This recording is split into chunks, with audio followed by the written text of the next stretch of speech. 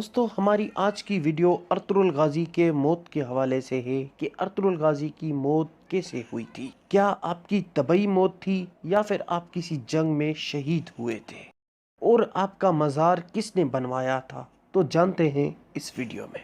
Ertugrul गाजी एक ऐसे मर्द मुजाहिद थे जिसे अल्लाह रब्बुल इज़्ज़त ने हमेशा फतह से सुरखरू किया।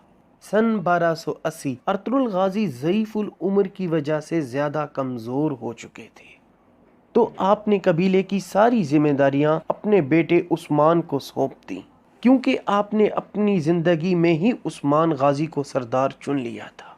उस्मान गाजी आपका सबसे छोटा बेटा था। सन 1281 तकरीबन 90 साल की उम्र में आपकी मौत सोगूत में हुई। अर्तुगरुल गाजी की मौत एक आम मौत थी। वो किसी जंग में शहीद नहीं हुए थे और इसीलिए उनको गाजी कहा जाता है, क्योंकि गाजी उसको कहा जाता है जो अल्लाह की राह में लड़े और फतह से सुरखरू हो। अर्तुगरुल गाजी के मज़ार के बाहर आपकी तारीख वफ़ात भी 1281 ईस्वी लिखी हुई है। आपका मज़ार सबसे पहले आपके बेटे उस्मान ने बनवाया था और फिर 19वीं सदी में आपका मौजूदा मज़ार सुल्तान अब्दुल हमीद सानी ने बनवाया।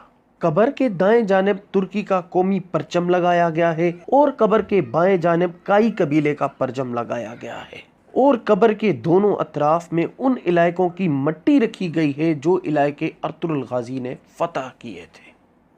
तो प्यारे दोस्तों, ये थी हमारी डेथ स्टोरी सीरीज की वीडियो नंबर 3। उम्मीद है आपको वीडियो पसंद आई होगी। तो फिर मिलते हैं अगली वीडियो में। तब तक